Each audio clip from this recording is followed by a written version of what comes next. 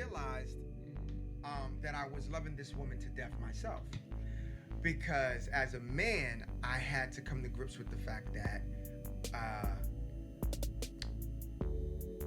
what would happen if how would I feel if a man that really wanted her and that really wanted to prove his love to her and make his life, surround his life around what she wants, and give her the things that she's missing and the things that she needs, even though I had what she wants, but I'm not giving it to her for whatever one of my reasons.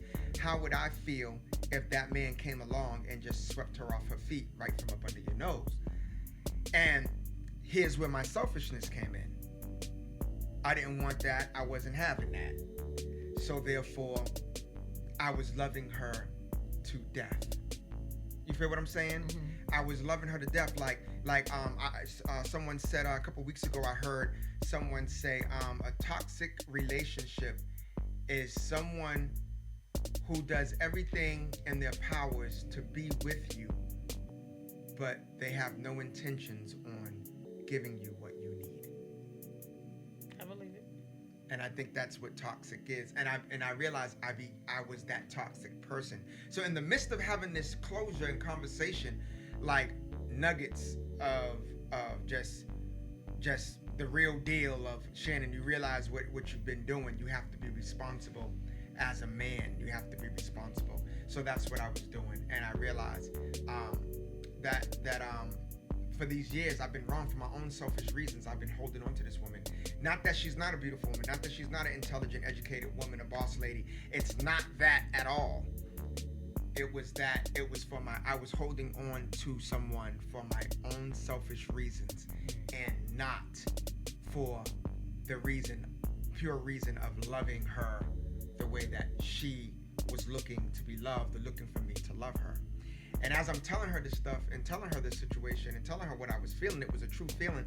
I felt relieved, but at the same time, I felt like, Shannyn, I was now that you're saying it felt like, yeah, Shannyn, you was wrong for a long time. And I love in this walk, with God, growing up. I love that. I heard Snoop Dogg say last week on the Red Table talk with Jada Pinkett. I love being checked, and I was like, really, Snoop Dogg? You love being checked? You gangster. But man, what a feeling it is to check yourself. And that's when you know growth has taken place. That's when you know you begin to live, because if you're not growing, you're dying. You're dying, right? And I really feel like I was. I'm proud of you. I really checked myself in that closure conversation, and more power to her with everything that she is doing. She's an awesome woman. She's a powerful woman, and whoever ends up in that pleasurable relationship with her, because it will be a pleasure, because she is a great woman. It's like, and I don't think that all relationships should end on that note where I hate you. Yeah. I think in our culture, we just have that. Yeah. It has to end bad. Yeah. Instead of just it don't acknowledging. have to. Yeah. Instead of just. You can forgive and have your differences and move forward. And be happy. Because you won't be fully developing the next relationship if you don't. Right. If you decide to get in one. Yeah, because you're leaving one relationship on a bad note. You can only go into the next one. And you leave it with open wounds. Yeah. It's not healed. Yeah. And that's one of the things I bring up. It's almost like you going into one frying pan into the. Absolutely. Get ready to get cooked and fried. Cooked and fried. And don't even know. Not cooked and fried, refried. Refried. We're gonna fry deeper. Deep fried. Yeah. Even more. So I just wanted to just throw that out there. So how did she take it? So you basically told her, like, what did you actually? You just basically told her. Basically, it will never go. We're not going to go back to what we had, or what our beginning intentions. Because you asked me what did I think at the event that we spoke to at the Entrepreneur Expo. I said she's still into you.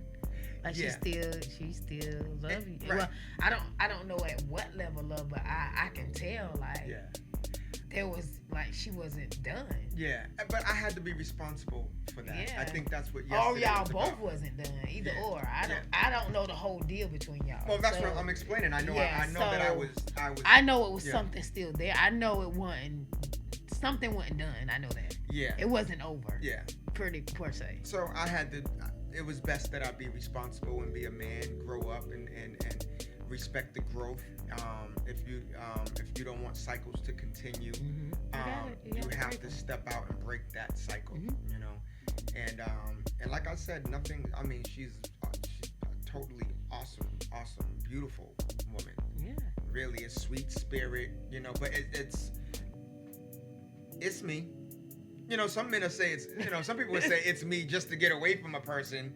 You know, just to break the relationship up.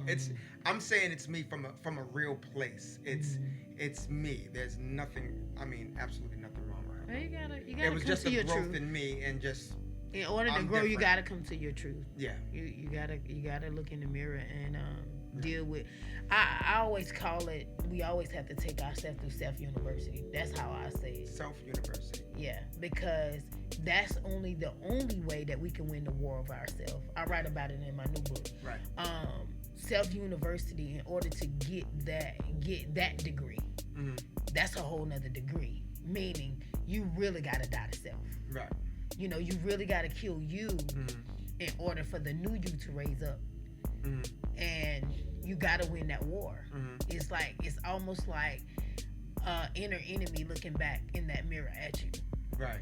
And you's like the new you trying to come up, the new you trying to come up. You know, you steady trying to not allow the old you to resurrect. Right. You know, but to stay dead and let the new you come through. The new you come through. So it's you basically go through these type of curriculums in self-university, and it hurts like hell.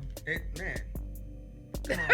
Like literally, I mean, you